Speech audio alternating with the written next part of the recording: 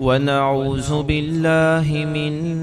شرور أنفسنا ومن سيئات أعمالنا من يهده الله فلا مضل له ومن يضلل فلا هادي له وأشهد أن لا إله إلا الله وحده لا شريك له وأشهد أن محمدا عبده ورسوله اللهم صل على محمد وعلى آل محمد كما صليت على إبراهيم وعلى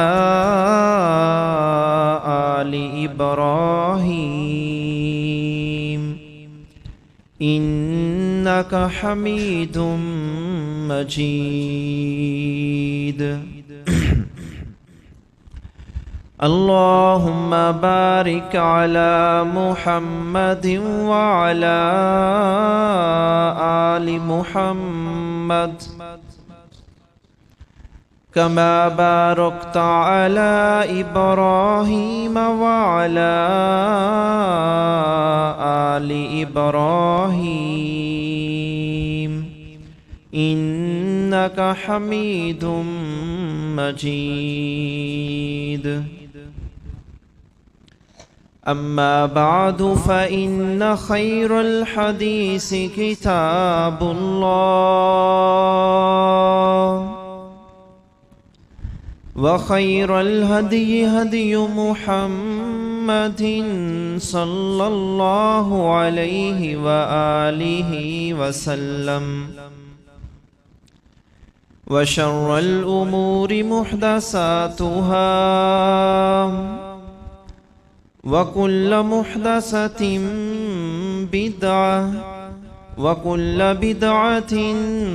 ضلالة وكل ضلالة في النار. أعوذ بالله السميع العليم من الشيطان الرجيم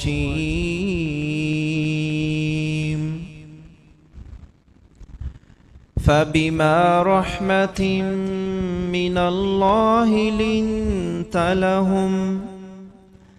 ولو كنت فظا غليظ القلب لانفضوا من حولك فاعف عنهم واستغفر لهم وشاورهم في الأمر فإذا عزمت فتوكل على الله إن الله يحب المتوكلين. ہر قسم کی حمد و ثنا اللہ رب ذوالجلال کی ذات بابرکات کے لیے بے شمار لا تعداد رحمتیں، برکتیں اور درود و سلام ہو نبی دو جہاں خاتم الانبیاء حضرت محمد رسول اللہ صلی اللہ علیہ وآلہ وسلم کی ذات گرامی پر. سامعین ذی وقار، ماہ ربیع الاول اس کا آغاز ہونے کو ہے. اس ماہ میں ایک خاص نسبت رسول اللہ صلی اللہ علیہ وسلم کے ساتھ ہے کہ اللہ تعالیٰ نے آپ کو معتبر روایات کے مطابق اسی ماہ میں دنیا میں مبعوث فرمایا اور اسی ماہ میں آپ صلی اللہ علیہ وسلم کی رحلت ہوئی. سارا سال اگر ہم موقع نہیں ملتا یا اللہ کے نبی کے ساتھ اٹیچ نہیں ہو پاتے تو کم از کم اس ایک ماہ میں یہ ضرور کوشش کریں کہ آپ کی سیرت مبارکہ کو پڑھیں، آپ کے حالات و واقعات، آپ کی زندگی، آپ کا اسوہ اور زندگی کے مختلف پہلو سارے جو ہیں ان سب کے بارے میں پڑھیں۔ ایسا نہیں کہ کتابیں موجود نہیں ہیں، حضور صلی اللہ علیہ وسلم کی ذات بابرکات کے بارے ہزاروں نہیں لاکھوں کی تعداد میں کتابیں ہیں، دنیا کی ہر زبان میں ہیں۔ اگر کمی ہے وہ کتاب کی نہیں، وہ کمی ہماری ہمت کی کمی ہے، ہمارے حوصلے کی کمی ہے، یا ہمارے اپنے وقت کی کمی ہے جو فضول کاموں میں تو ضائع کرتے ہیں، اور اپنے نبی صلی اللہ علیہ وسلم کے بارے میں ہم اتنا بھی نہیں جانتے جتنی ہماری ضرورت ہے۔ اسی مناسبت کے ساتھ جیسا کہ پہلے بھی ہوتا ہے، انشاءاللہ ہم کوشش کریں گے آئندہ 3، 4 یا 5 جو جمعہ کے خطبات ہیں وہ اللہ کے نبی علیہ الصلوۃ والسلام کی سیرت کے مختلف پہلوؤں کے بارے میں وقف کر دیں۔ آپ کی تعریف کا، آپ کی سیرت کا یا آپ کے حقوق کو جو ہمارے ذمہ واجب ہے وہ ہم حق ادا نہیں کر سکتے، بس اتنی ایک کوشش کر سکتا ہے، ہر بندہ کر سکتا ہے۔ تو یہاں سے بھی انشاءاللہ کوشش کریں گے کہ اس ممبر سے بھی اللہ کے نبی علیہ الصلوۃ والسلام کی زندگی کے مختلف پہلو آپ کے سامنے پیش کیے جائیں۔ آپ کی زندگی کا ایک بڑا اہم پہلو جس کی ہمارے اس معاشرے میں بڑی ضرورت بھی ہے، بڑے بڑے لوگ علماء تک اس سے محروم نظر آتے ہیں، وہ ہے رسول اللہ صلی اللہ علیہ وسلم کا معاشرے کے کمزور طبقات یا وہ طبقات جن سے ساری دنیا نفرت کرتی ہے، ان کے ساتھ اللہ کے نبی کی محبت، ان کے ساتھ آپ کا اخلاق۔ مثلا ہمارے ہاں غیر مسلم کا لفظ یا اس کا کوئی تذکرہ ہوتا ہے تو ہم نفرت سے بھر جاتے ہیں، جبکہ حضور صلی اللہ علیہ وسلم ان کو بھی اسلام کی طرف لانے کے لیے ہر وقت تیار رہتے، دل میں ایک تڑپ رہتی، ان کے ساتھ بھی ہمدردی ہوتی، ان کے ساتھ بھی ویسا ہی اخلاق اپناتے جیسا کہ عام دوسرے لوگوں کے ساتھ اپناتے۔ اسی طرح کوئی گناہگار انسان ہے جس کا گناہ واضح ہے، اس میں کوئی بڑا عیب پایا جاتا ہے، اس سے بھی رسول اللہ صلی اللہ علیہ وسلم ویسے ہی محبت کرتے جیسے عام بندوں سے کرتے، اس لیے کہ ہو سکتا ہے اسی اخلاق سے متاثر ہو کر وہ کسی دن اسلام کی طرف آ جائے۔ اور بھی ایسے طبقات ہیں، جیسے ہم آغاز کریں، مثلا کوئی غیر مسلم ہے، حضور صلی اللہ علیہ وسلم کے دل میں اس کے لیے بڑی ایک تڑپ اور ہمدردی کا جذبہ ہوتا تھا کہ وہ کسی نہ کسی طریقے سے اللہ کی دین کی طرف آئے، وہ اس ہدایت کو قبول کر لے جو اس کی نجات کا ذریعہ ہے۔ واقعات ہیں، خود قرآن میں اللہ نے گواہی دی ہے، فَلَعَلَّكَ بَاخِعٌ نَفْسَكَ عَلَىٰ آثَارِهِمْ إِن لَّمْ يُؤْمِنُوا بِهَٰذَا الْحَدِيثِ آسَفًا، کہ نبی صلی اللہ علیہ وسلم اگر یہ لوگ قرآن حکیم پر ایمان نہیں لاتے، آپ کی بات کو نہیں مانتے، دین کو قبول نہیں کرتے، تو آپ ان کی خاطر اتنے پریشان ہوتے ہیں، اس قدر اپنے آپ کو آپ گویا ہلاکت میں ڈال لیتے ہیں، اتنا غم آپ کو ہوتا ہے کہ اللہ کہتے ہیں کہ گویا شاید کسی دن آپ اپنے آپ کو ہلاک ہی کر ڈالیں۔ یعنی یہ نبی علیہ الصلوۃ والسلام کی حالت کو اللہ تعالیٰ نے بیان کیا ہے کہ نبی کی حالت ان لوگوں کی خاطر کیسے ہو جاتی تھی کہ کیوں دین کی طرف نہیں آتے، اور یہ نہیں کہ اگر دین قبول نہیں کرتے معاذ اللہ آپ گالیاں دیتے ہوں، اپنے سے دور بھگا دیتے ہوں، بلکہ تب بھی آپ کی محبت اور تڑپ اسی طرح باقی رہتی کہ بھئی کسی نہ کسی ہیلے بہانے سے یہ دین کی طرف آئیں۔ آپ صلی اللہ علیہ وسلم کے چچا تھے، انہوں نے اسلام قبول نہیں کیا تھا، آخری وقت تک آپ نے کوشش کی اور جہاں تک ہو سکا آپ نے ان سے کہا، پھر بھی اسلام کی طرف نہیں آئے تو آپ کے دل میں پریشانی تھی، تو اللہ تعالیٰ نے تب بھی آیات نازل فرمائی کہ اِنَّكَ لَا تَهْدِي مَنْ أَحْبَبْتَ وَلَكِنَّ اللَّهَ يَهْدِي مَن يَشَاءُ۔ یہ آپ کی پریشانی ختم کرنے کے لیے تھا کہ نبی آپ اپنی مرضی سے کسی کو ہدایت نہیں دے سکتے، اصل مرضی تو اللہ کی ہے، آپ کی صرف کوشش ہے۔ تو کیا یہ اسوہ ہمارے لیے نہیں ہے کہ ہم بھی ویسی محبت کو دکھائیں؟ یہ کہہ سکتا ہے کوئی بھی وہ تو آپ کے چچا تھے، ان کے ساتھ رشتہ داری کی ایک محبت تو ہوتی ہے، رشتے سے ہٹ کر بھی واقعات ہیں۔ یہودی کا ایک واقعہ آپ نے سنا، ایک بچہ تھا،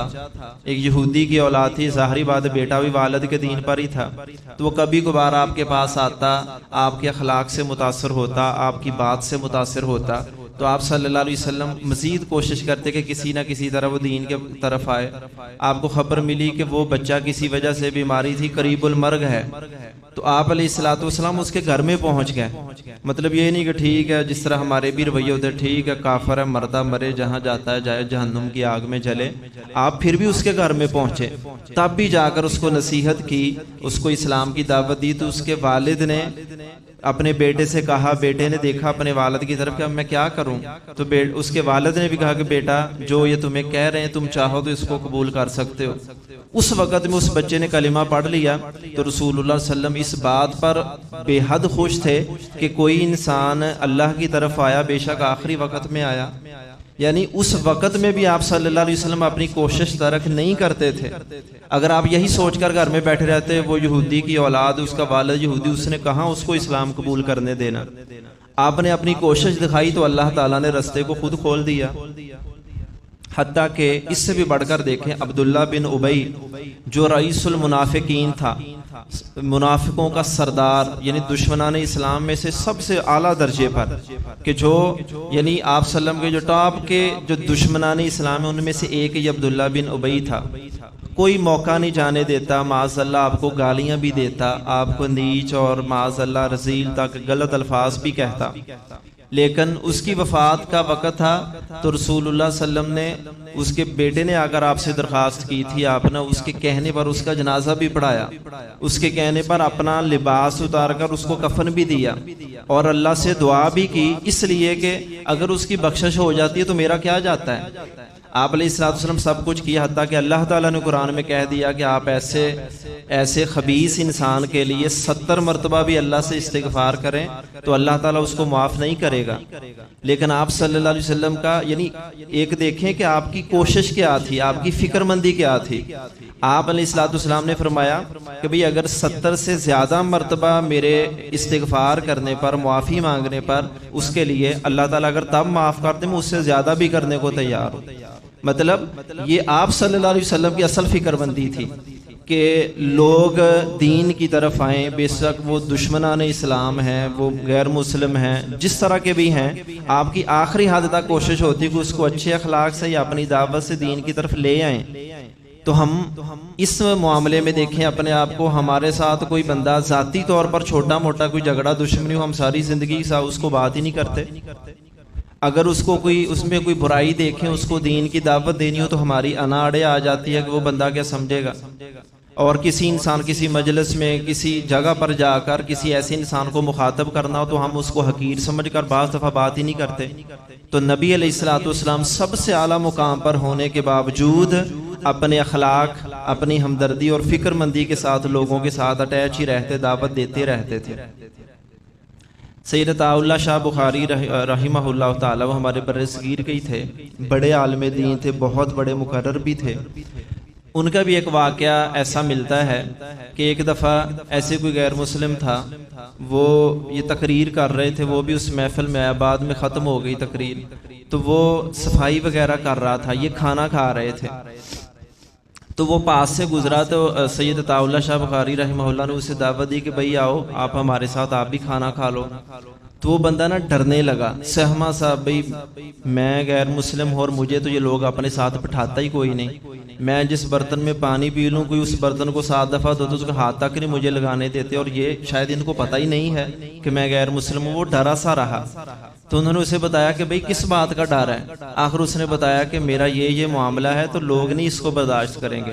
تو انہوں نے اس کو زبردستی اپنے ساتھ بٹھایا، ساتھ بٹھا کر اس کو کھانا کھلایا. وہ پھر بھی ڈرتا ہوا، کوئی لقمہ نہیں توڑ رہا تھا، لقمہ لے ہی نہیں رہا تھا. تو انہوں نے اپنے ہاتھ سے کھانے کا مطلب ایک لقمہ بھی لیا، اسے دیا اور اس کو مطلب تسلی بھی دی ساتھ کہ آپ بیٹھو، کوئی خطرے کی بات نہیں ہے. اور رسول اللہ صلی اللہ علیہ وسلم کا اصل اسوہ اس کے سامنے پیش کیا. تو وہ بعد میں وہ بندہ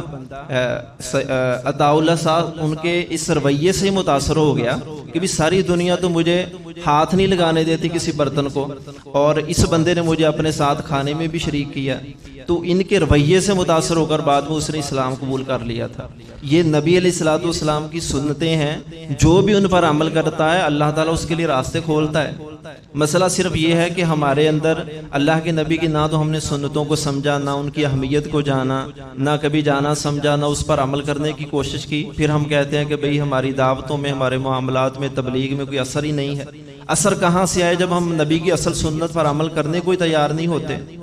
اسی طرح آپ علیہ الصلوۃ والسلام کوئی گناہ گار انسان ہے، کوئی مجرم ہے، کوئی گناہ غلطی ہو گئی اس سے،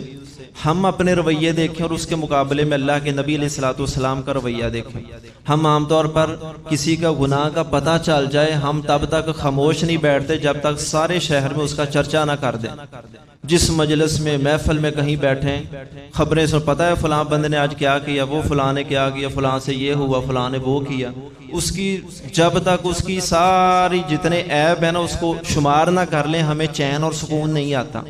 اور پھر بندہ کوئی غلطی کی ہو ہمارے سامنے آ جائے تو ہم پھر اس کو آر دلاتے ہیں، اس کو تانا دیتے ہیں۔ یہ ہماری عام انسانوں کی عادتیں ہیں، اکثر ہم ان میں مبتلا ہیں۔ پھر ایسا کوئی بندہ ہو تو دل اور کچھ ہو نہ ہو دل میں نفرت لازمی پیدا ہو جاتی ہے، ہم ایک نفرت پال کے بیٹھ جاتے ہیں۔ ہو سکتا ہے وہ بندہ اللہ سے توبہ بھی کر لے لیکن ہم اپنے دلوں کو نفرت سے بھر کے بیٹھے ہوتے ہیں۔ اگر وہ ہمارے پاس آئے، مجلس میں بیٹھے، آئے جائے، کوئی معاملہ کرنا چاہے تو ہمارا دل پہلے سے قبول کر چکا ہوتا ہے کہ یہ بندہ مجرم ہے، یہ جہنمی ہے، یہ ایسا ہے، یہ ویسا ہے۔ جبکہ نبی علیہ الصلوۃ والسلام کا رویہ یہ نہیں تھا۔ گناہ مطلب کسی سے غلطی ہو سکتی، ہم سے بھی ہوتی ہیں، حتیٰ کہ صحابہ کرام سے بھی ہوتی تھی، تو رسول اللہ صلی اللہ علیہ وسلم یہ نہیں ہوتا تھا کہ گناہ غلطی ہوگی تو بندے کو ویسے ہی دور کر دیا، ختم ہی کر دیا، اس کا پتہ ہی کاٹ دیا کہ اس کا کوئی انسان تک نہیں رہا۔ گناہ انسانوں سے ہی ہوتے ہیں، لیکن آپ علیہ الصلوۃ والسلام پھر بھی اپنی محبت اخلاق کے ساتھ اس بندے کو کوشش کرتے کہ بھئی اچھے اخلاق سے متاثر ہو کر ممکن ہے گناہ ہی چھوڑ دے۔ بہت سارے واقعات، حضرت کعب بن عبداللہ تھے کہ جو ایک جنگ میں پیچھے رہ گئے، انہوں نے بڑا ایک جرم کیا تھا کہ نبی علیہ الصلوۃ والسلام کی بات نہیں مانی، آپ کے کہنے کے باوجود وہ جنگ سے پیچھے رہ گئے۔ اب ان سے گناہ ہوا تھا، اللہ کے حکم کے مطابق آپ نے ظاہری طور پر ان کے ساتھ بائیکاٹ بھی کر دیا، صحابہ نے بھی کر دیا، ان کے گھر والوں سے بھی آپ نے کروا دیا، لیکن ایسا نہیں تھا کہ یہ تو تھی ان کی سزا، لیکن آپ صلی اللہ علیہ وسلم کے دل میں ان کے لیے محبت موجود تھی۔ وہ کہتے ہیں کہ میں آپ کے سامنے جاتا تو رسول اللہ صلی اللہ علیہ وسلم میری طرف نہ دیکھتے نہیں تھے، مطلب آپ کی مجلس میں گئے، نماز پڑھنے کے جماعت میں شامل ہوئے یا کہیں واعظ نصیحت ہو رہی وہاں گئے تو کہتے ہیں آپ مجھ سے نہ منہ پھیر لیتے، جو اس بات کا اظہار تھا کہ آپ ناراض ہیں اور یہ گناہ کی سزا، جرم کی سزا اللہ کی طرف سے ہی تھی کہ ان کا ساتھ بائیکاٹ کیا۔ لیکن کہتے ہیں لوگ مجھے بعد میں بتاتے یا کبھی کبھی میں بھی محسوس کرتا کہ جب میں آپ کے پاس جاتا ہوں تو آپ میری طرف نہیں دیکھتے، لیکن اگر کبھی میری توجہ آپ کی طرف نہ ہوتی، نظر آپ کی طرف نہ ہوتی، نماز پڑھ رہا ہوتا تو حضور اکرم صلی اللہ علیہ وسلم تب میری طرف دیکھتے بھی تھے، یعنی آپ کے چہرے پر صحابہ کہتے محبت کے آثار بھی نظر آتے تھے۔ مطلب یہ وہ چیز تھی جو اصل اللہ کے نبی صلی اللہ علیہ وسلم کی سنت ہے۔ مطلب جرم کی سزا جو شریعت دیتی وہ تو کسی کو ملنی ہے، لیکن آپ دل میں کسی کی نفرت نہیں پالتے تھے، آپ کا دل سب کے لیے پاکیزہ ہوتا، محبت سے لبریز ہوتا اور ان کے لیے دعا بھی کرتے، اور اگر اللہ تعالیٰ کی طرف سے معافی کا کوئی رستہ ہے وہ رستہ بھی پیش کرتے۔ ایک عورت کا بھی واقعہ، اس نے گناہ کیا تھا، جرم کیا کہ بدکاری میں مبتلا ہو گئی اور اس کو سزا ملنی تھی، اور سزا اسلام میں قتل تھی، رجم کرنا، زندہ انسان کو پتھر مارنا، اور اس طرح دردناک طریقے سے یہ ہلاکت کی سزا ہے۔ تو وہ جب آپ کے پاس آئی، اپنا جرم بیان کیا اور اپنی معافی کا بھی تذکرہ کیا، لیکن ساتھ اس نے یہ ضرور کہا کہ آپ مجھے یہ سزا دنیا میں ہی دیں تاکہ قیامت کے روز یہ نہ ہو کہ وہاں اللہ کے پاس حاضر ہوں تو یہ جرم لے کر جاؤں اور قیامت کی سزا میرے لیے بڑی سزا ہے۔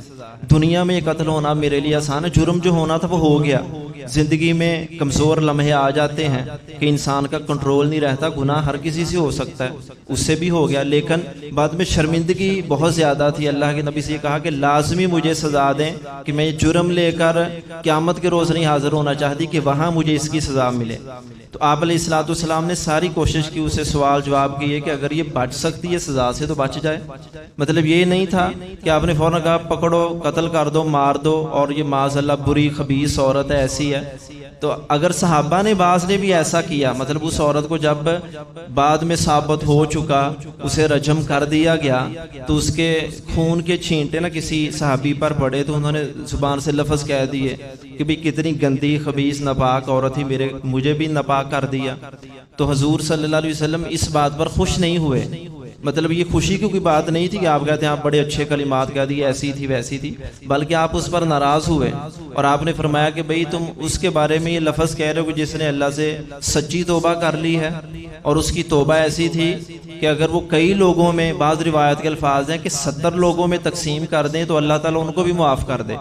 تو آپ نے فرمایا کہ جب وہ توبہ کر چکی ہے تو اس کے بارے میں ایسے الفاظ جو اس کو گناہگار یا مجرم بنانے والی نفرت والے درست نہیں ہیں. یعنی یہ آپ کی اس کے ساتھ محبت تھی کہ اگر کوئی مجرم تھا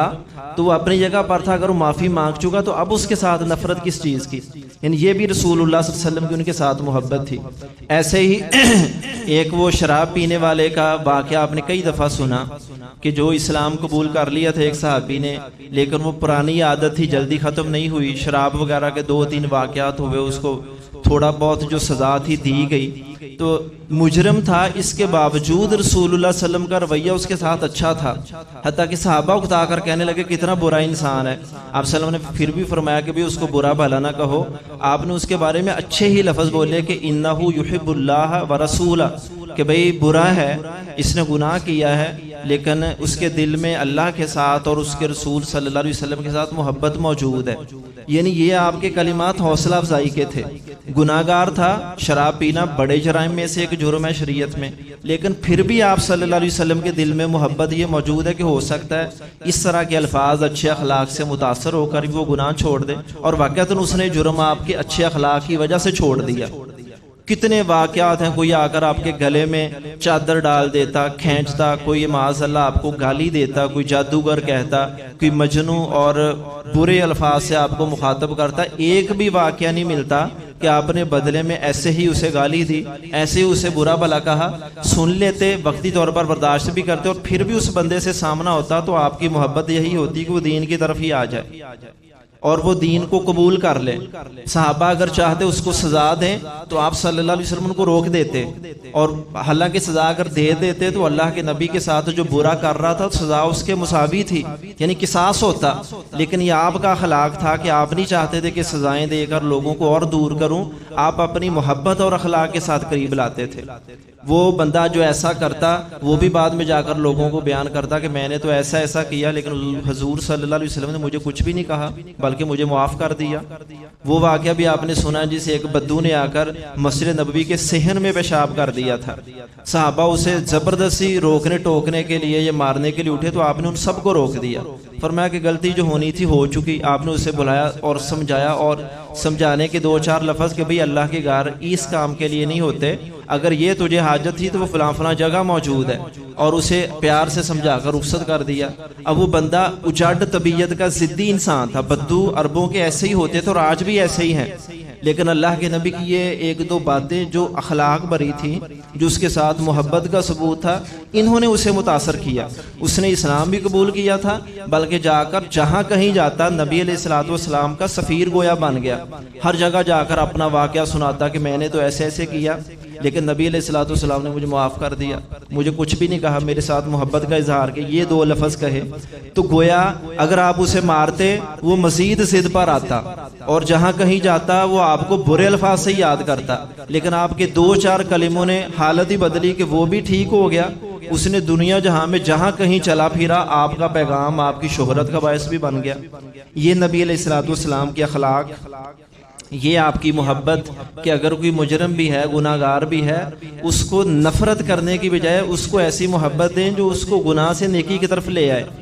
یہ حضور صلی اللہ علیہ وسلم کا اصل اسوہ تھا. ایسے واقعات مطلب یہ نہیں کہ ہوتے نہیں ہیں، بہت سارے لوگ اللہ والے ہیں، لیکن ہماری اکثریت ایسے اخلاق سے آ رہی ہے، محروم ہی ہے. حضرت امام ابن تیمیہ رحمہ اللہ، ان کے بارے میں ایسے واقعات ہیں کہ ان کے سخت ترین مخالف تھے جنہوں نے ان پر جھوٹے الزام لگائے اور ان کو حکمران کے پاس جعلی شکایتیں لگا کر ان کو جیل میں بند کروا دیا. تو جب امام صاحب رحمہ اللہ وہ جیل سے باہر آئے تو اس بندے کے بارے میں ان کو پتا چلا کہ بھی اس بندے کے گھر کے حالات بڑے خراب ہیں، اور اللہ کی کرنی وہ بندہ جیل میں بند ہو گیا تو امام ابن تیمیہ رحمہ اللہ اس کے گھر کا سارا خرچ اٹھاتے رہے، اس کے گھر میں اس کی جو ضروریات وہ بھی دیتے۔ جو وہ بندہ وہ سمجھ رہا تھا کہ میرے گھر میں سارا کچھ ختم ہو گیا ہوگا، جب وہ سال ڈیڑھ 2 سال کے بعد دوبارہ آیا واپس تو اس نے گھر کے حالات دیکھے ٹھیک ٹھاک تھے، تو اس نے پوچھا کہ کون تھا، تو اسے بتایا گیا کہ بھئی وہ ابن تیمیہ رحمہ اللہ تھے۔ تو وہ اس بات پر شرمندہ ہوا، نادم ہوا کہ جس بندے کے ساتھ میں نے ساری زندگی مخالفت کی اور ان کے ساتھ ہر وقت حکمران کے پاس جا کر ان کی شکایتیں کی، ان کو دنیا میں بدنام کیا، تو میری اتنے جرائم کے باوجود پھر بھی وہ بندہ میرے ساتھ محبت کر رہا ہے، یعنی بغیر میرے مطالبے کے پھر بھی میرے گھر والوں کے ساتھ حسن سلوک کر رہا ہے۔ تو یہ اصل میں اخلاق نبی علیہ الصلوۃ والسلام کے اخلاق تھے کہ آپ کے ساتھ جو برا کرنے والے تھے آپ ان کے ساتھ بھی اچھے اخلاق سے پیش آتے، آپ کا اخلاق ہی ان کو متاثر کر لیتا تھا، آپ کی محبت ان کو متاثر کرتی تھی۔ یہ ابو جہل اور اس کا پورا خاندان یہ رسول اللہ صلی اللہ علیہ وسلم کا مخالف تھا، ہر وقت مخالفت میں رہتے، آپ کو قتل کرنے کی سازشیں بھی اسی ابو جہل کی تیار کردہ تھیں۔ ہر جنگ میں غزوہ بدر میں جنگ ختم ہونے کو تھی، سارے لوگ کہہ رہے تھے کہ جب ہمارا قافلہ محفوظ مکہ پہنچ گیا تو اب جنگ کی ضرورت نہیں، اس خبیث نے ہی لوگوں کو تیار کر کے کہا تھا کہ نہیں آج ہم نے نا کوئی فیصلہ کر کے ہی آنا ہے، یعنی لوگ نہیں مان رہے تھے، اس نے لوگوں کو جوش دلا کر جنگ میں لے کر گیا، اس کا بیٹا بھی ہر جنگ میں ساتھ شریک رہا۔ تو جب مکہ فتح ہو گیا تو اس کے بیٹے کو پتا تھا کہ میں نے جتنے جرائم کیے ہیں تو اب میری معافی کیسے ہو سکتی، تو وہ مکہ شہری چھوڑ کر بھاگ گیا۔ اب اکرمہ اس کا نام تھا، اکرمہ بن ابی جہل، تو وہ بھاگ کر ساحلی علاقے میں چلا گیا۔ تو اس کی بیوی تھی، اس نے آ کر رسول اللہ صلی اللہ علیہ وسلم سے نا ایک کہہ لیں مدد مانگی اور معافی کا اس نے تقاضا کیا کہ میرا خاوند وہ شہر سے بھی باہر چلے گا، اس کا آتا پتہ بھی نہیں ہے، وہ ممکن ہے وہیں کہیں فوت ہو جائے، تو آپ اگر اس کو معاف کر دیں، اگر آپ اس کو اجازت دے دیں کہ واپس مکہ میں آ جائے۔ تو آپ صلی اللہ علیہ وسلم نے فرمایا کہ میں نے کب کہا تھا کہ وہ اس کو مکہ سے نکال دو، بھی میں نے تو اس کو نکالنے کا بھی نہیں کہا۔ آپ صلی اللہ علیہ وسلم نے اپنی طرف سے ضمانت دے دی، تو اس نے پھر یہ بھی کہا کہ وہ صرف کہنے پر واپس نہیں آئے گا، آپ کوئی ضمانت دیں، کوئی نشانی بھی ساتھ دے جس سے اسے پتا چلے کہ واقعتاً مجھے ضمانت ملی، ورنہ وہ سمجھ سکتا ہے کوئی سازش نہ ہو۔ تو آپ علیہ الصلوۃ والسلام نے اپنی طرف سے ایک نشانی علامت بھی دے دی، تو وہ واپس آ گیا، اس نے معافی مانگ لی۔ آپ صلی اللہ علیہ وسلم نے کچھ بھی نہیں کہا کہ فلاں کی اولاد تیرا باپ ایسا، تو نے یہ کیا، اس نے یہ کیا، دشمنان اسلام ہو۔ آپ علیہ الصلوۃ والسلام نے اس کو معاف کر دیا، اور اس کا اثر یہ ہوا کہ اگر آپ معاف نہ کرتے وہ اسلام کا مزید مخالف بن کر اور بھی لوگوں کو تیار کرتا۔ آپ کے معاف کرنے سے وہی صرف اسلام نہیں لایا، اس کے ساتھ اس کے چیلے چانٹے جتنے بھی تھے وہ سارے کے سارے اسلام میں آئے، اور پھر اس نے اسلام کی خدمات یہ کی کہ بعد میں وہ حضرت ابو بکر و عمر کے دور میں ایک بڑا سپہ سالار بنا۔ حضرت اکرمہ رضی اللہ تعالیٰ عنہ یہ بعد میں شام جب فتح ہوا تو حضرت ابو بکر نے جو 4 بڑے لشکر بھیجے تھے ان میں سے ایک لشکر کا سپہ سالار یہی اکرمہ بن ابی جہل رضی اللہ تعالیٰ عنہ تھے۔ یعنی آپ نے ایک دشمن کو، دشمن کے بیٹے کو بھی اپنے اچھے اخلاق کے ساتھ اسلام کی طرف لے آئے تھے۔ ایسے ہی حضرت ابو سفیان رضی اللہ تعالیٰ عنہ تھے، وہ ہر جنگ میں اسلام کے مخالف رہے۔ جب مکہ فتح ہوا تو صحابہ کو بھی بڑا غصہ تھا، ان کو قتل کرنا چاہتے تھے، لیکن آپ علیہ الصلوۃ والسلام نے کہہ کر ان کو محفوظ کیا، اپنے پاس لے، اور زبان سے آپ نے ایک دفعہ بھی نہیں کہا یار اسلام قبول کر لو تو تجھے ضمانت ہے ورنہ مار دیں گے، یعنی نہ اسے کوئی بلیک میل کیا، حالانکہ آپ چاہتے کر سکتے تھے کیونکہ پورے مکہ شہر عرب ریاست پر آپ کا قبضہ تھا، لیکن آپ نے اس سے تقاضا نہیں کیا بلکہ اپنے اخلاق کا ثبوت دیا، آپ نے اس کو عزت دی، اس کو بلکہ اعلان کر دیا کہ جو بندہ بھی بیت اللہ میں داخل ہو جائے گا وہ محفوظ ہے، اپنے گھر کا دروازہ بند کر لے اس کو بھی امان دیں گے، اور جو حضرت ابو سفیان کے گھر میں جا کر پناہ لے لے اس بندے کو بھی ہماری طرف سے امن اور ضمانت ہے۔ یعنی اس کو عزت دی، اس عزت کے ساتھ وہ چند 2-4 دنوں میں اس نے اسلام قبول کر لیا۔ اس کی بیوی ہندہ تھی جس نے حضرت حمزہ رضی اللہ تعالیٰ عنہ کو شہید کرانے میں کردار ادا کیا، اور نبی علیہ الصلوۃ والسلام کے بارے میں بڑے برے الفاظ کہتی تھی پہلے کہ دنیا میں سب سے ناپسندیدہ انسان میرے لیے حضرت محمد صلی اللہ علیہ وسلم ہے، لیکن آپ کے اسی اخلاق سے متاثر ہو کر کہ میرے خامد کو بھی معاف کیا، ان کے گھر کو پناہ گاہ بنا دیا، اور مجھے اپنے چچا کے قتل کے بارے میں آپ نے کوئی سزا نہیں دی، اس نے بھی بعد میں اسلام قبول کر لیا۔ ایسے 1-2 واقعات نہیں ہیں، مطلب درجنوں سینکڑوں کی تعداد میں نبی علیہ الصلوۃ والسلام کی زندگی کے واقعات ہے کہ آپ نے لوگوں کو زبردستی اسلام میں نہیں لائے، بلکہ ہمیشہ اپنی محبت سے، اپنے اخلاق سے، اچھے رویے سے، لوگوں پر خرچ کر کے، لوگوں کو دعوت بھی دے کر، لوگوں کو اپنے پاس قریب بلا کر، ان کے گناہوں سے درگزر کر کے، چشم پوشی کر کے، یہ سارے طریقے جو اچھے اخلاق میں آتے ہیں آپ نے وہ اپنا کر لوگوں کو اسلام کی طرف لائے تھے۔ یعنی کوئی ایک واقعہ آپ کو ایسا نہیں ملے گا کہ اللہ کے نبی نے تلوار سر پہ رکھ کے کرو کلمہ پڑھو ورنہ قتل کر دیں گے، بلکہ آپ اس کے مخالف تھے۔ اگر کوئی بندہ جان بچانے کے لیے بھی کلمہ پڑھتا، واضح ہوتا کہ وہ صرف جان بچانے کو کہہ رہا ہے۔ آپ علیہ الصلوۃ والسلام اگر اس کو کوئی بندہ قتل کر دیتا، اس قتل کرنے والے کو آپ سزا دیتے یا برا کہتے، اس وجہ سے کہ اگر اس بندے نے کلمہ پڑھا ہے، لوگ کہتے آ کر کہ اس نے تو جان بچانے کو کہا، آپ فرماتے کیا تو نے دل چیر کے دیکھا کہ اس نے ایسے کہا؟ مطلب آپ اس بندے کے ساتھ ہو جاتے جو ظاہری طور پر مجرم تھا، لیکن آپ کی محبت یہ تھی کہ اگر بھائی ظاہری بھی پڑھ رہا ہے تو اس کو قریب آنے دو، اگر وہ تھوڑا بہت آتا آپ اس کو اپنے اخلاق سے زیادہ قریب کرتے۔ لوگ آ کر کہتے کہ ہمارے اندر یہ گناہ ہیں، یہ عیب ہے، ہم یہ نہیں چھوڑ سکتے، وہ نہیں چھوڑ سکتے، آپ اس کو قبول کر لیتے۔ آپ کہتے چلو یار ایک برائی چھوڑ دو باقی نہ چھوڑو، وقت گزر دو، وہ بندہ پورے کا پورا دین میں آ جاتا۔ آ کر کوئی تقاضا کرتے ہم نہیں 5 نمازیں پڑھیں گے، تکبر سے آ کر کہتے، آپ صلی اللہ علیہ وسلم کہتے نہ پڑھو 5 بھی نہیں، وہ ہم 2 ہی پڑھیں گے، فرماتے 2 ہی پڑھ لو، 2 نمازیں پڑھ کر دین کی طرف آ جاؤ۔ صحابہ خود کہتے ہیں کہ چند ایک ہفتے گزرتے، مہینہ 2 مہینے گزرتے، وہی بندہ سارا اس ماحول میں آ کر پورے کا پورا دین میں داخل ہو جاتا۔ یہ اللہ کے نبی علیہ الصلوۃ والسلام کے وہ اخلاق ہیں جس سے آج ہمارا معاشرہ محروم ہے۔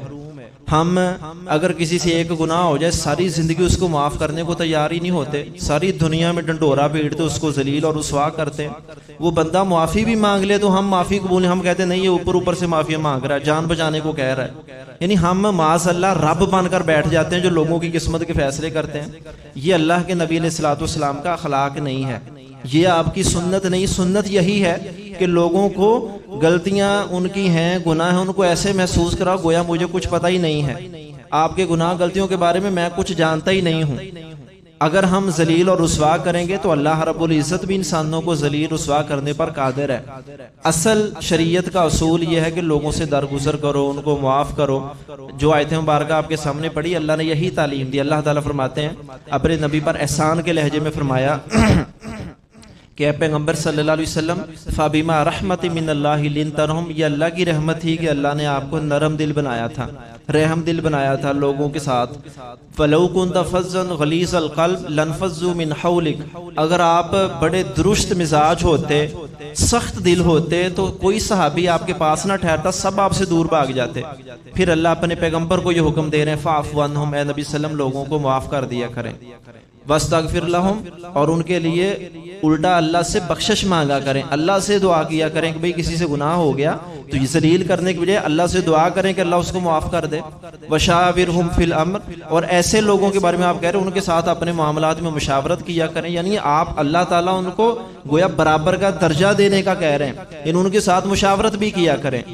اور یہ اللہ تعالیٰ نے 2-4 صفات بتائیں، یہ اچھے اخلاق کی صفات ہیں، اور جتنی بھی صفات ہیں وہ ہم سے مطلوب ہیں۔ اللہ حکم اپنے پیغمبر کو دے رہے ہیں اور اسی پیغمبر کی سنت پر عمل کرنے کا ہمیں بھی حکم دے رہے ہیں۔ ہمارے اندر بھی یہ خوبیاں آئیں، ہمارے اندر اوصاف آئیں کہ ہم برے لوگوں کو بھی اپنے اچھے اخلاق سے قریب لایا کریں۔ اگر کسی نے گناہ کر لیا، غلطی کر لی، تو ہم اس کو برا بھلا کہنے کی بجائے، اپنے سے دور بھگانے کی بجائے اس کو اپنے قریب کر لیں۔ حضرت عطا اللہ شاہ بخاری ان کا یہ ایک واقعہ میں نے پڑھا کہ وہ ایک دفعہ ان کے پاس ایک شاعر تھے، حافظ لدھیانوی تھے، وہ ان کے پاس آئے تو وہ نا داڑھی ان کی نہیں تھی اور شاعروں کا جو مزاج ہوتا ہے ویسا ہی تھا۔ تو انہوں نے اس سے کہا، جب دیکھا کہ وہ کھڑے تو عطا اللہ شاہ بخاری ان سے کہنے لگے کہ آپ آؤ آگے، حافظ کا بیٹا حافظ ہے تو آپ جماعت کروائیں۔ تو وہ شرمندہ سا کھڑا تھا کہ بھئی میرا تو کوئی حلیہ بھی امام مسجد والا نہیں ہے، میں کیسے جماعت کرواؤں۔ تو انہوں نے اسے زبردستی کہا، اس نے جماعت کروا دی۔ تو وہ بعد میں پتہ تو اسے بھی چلا گیا تھا کہ مجھے محسوس ہو چکا تھا کہ وہ مجھے مطلب ایسا نہیں کہا کہ میں مصلی پر آؤں چلو پیچھے ہو، تیری داڑھی نہیں ہے، تیرا یہ نہیں ہے، تیرا وہ نہیں ہے۔ اسے اپنے اخلاق کے ساتھ زبان سے کچھ نہیں کہا، اسے آگے کر دیا۔ اس نے بعد میں اپنا سارا شرعی حلیہ بھی بنایا، اور جو حافظ قرآن تھا شاعری کی طرف ہو کر وہ دین سے دور ہو رہا تھا، وہ ان کے ایک رویے سے دوبارہ دین کی طرف واپس آ گیا۔ مطلب انہوں نے اس کا یہ نہیں کہا کہ بھئی چلو اسے پیچھے کر دو، یہ جماعت کے لائق نہیں ہے، اس کو ایسے اخلاق سے متاثر کیا کہ زبان سے کچھ کہا بھی نہیں اور وہ بندہ سمجھ بھی گیا اور وہ دوبارہ ٹھیک ٹھاک اصل حالت میں آ گیا۔ ایسے ان کے پاس عبدالحمید ادم، وہ بھی ایک شاعر تھا، شرابی تھا، شراب پیتا تھا، وہ ان کے پاس ایک مرتبہ آیا تو انہوں نے اس کے منہ سے بو آ رہی تھی، ان کا ملازم کہہ رہا تھا کہ مجھے بھی سمیل آ رہی تھی، لیکن انہوں نے ایک بھی مرتبہ اس بندے نے چلو اٹھ کے بھاگ، تجھ سے شراب کی بدبو آ رہی، تو اتنا برا مجرم فلاں فلاں، اسے بات کرتے رہے، اچھے اخلاق سے بات کرتے رہے، اسے نہیں کہا ایک مرتبہ بھی کہ تو بڑا برا انسان ہے، تجھے تو شراب کی اسمیل آ رہی ہے۔ تو وہ بندہ چلا گیا اور وہ اس بات سے متاثر ہوا کہ میں جس کے پاس جاتا ہوں ایسے کسی مولوی وہ تو مجھے اٹھا کے بھگا دیتے ہیں، اور اس بندے نے مجھے کچھ بھی نہیں کہا۔ مطلب یہ واقعتاً حضور صلی اللہ علیہ وسلم والے نبوی اخلاق ہیں کہ کوئی مجرم ہے، کوئی گناہ گار ہے، کوئی شریعت کا مخالف ہے، اس کو مار پیٹ کی بجائے غلط کہہ کر اس کو دور کرنے کی بجائے اپنے اخلاق سے اس کو متاثر کر لے، یہ بھی اللہ کے نبی کی ایک سنت ہے۔ کتنے واقعات پہلے بھی جو بیان کیے کہ مجرم بھی ہوتے تھے، وہ بھی آپ کے پاس آ جاتے تھے، گناہوں کی معافی بھی مانگ لیتے تو آپ صلی اللہ علیہ وسلم اس کی معافی کو قبول بھی کرتے اور ان کے لیے دعا بھی کرتے۔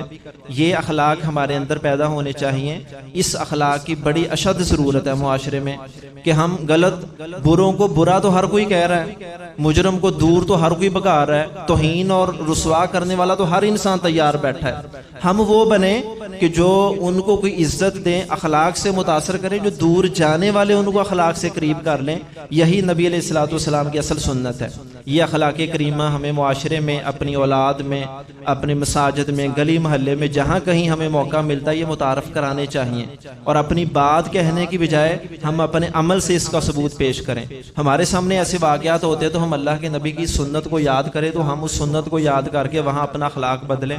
بد اخلاقی کو اچھے اخلاق کے ساتھ لوگوں کے ساتھ پیش آ کر لوگوں کو قریب لے آئے۔ یہی آپ کی ساتھ اصل محبت ہے۔ محبت نعروں کے ساتھ نہیں ہوتی۔ ابھی ربیع الاول آئے گا، آپ دیکھیں کہ ساری دنیا سڑکوں پر بھاگے گی، جھنڈیاں لگائے گی، چراغاں کرے گی، کیک کاٹے گی، اور 1% بھی لوگ نہیں ملیں گے جو اس نبی کا جو اصل سنت ہے یا اس نبی علیہ الصلوۃ والسلام کا جو اخلاق ہے اس کو بھی پیش کریں۔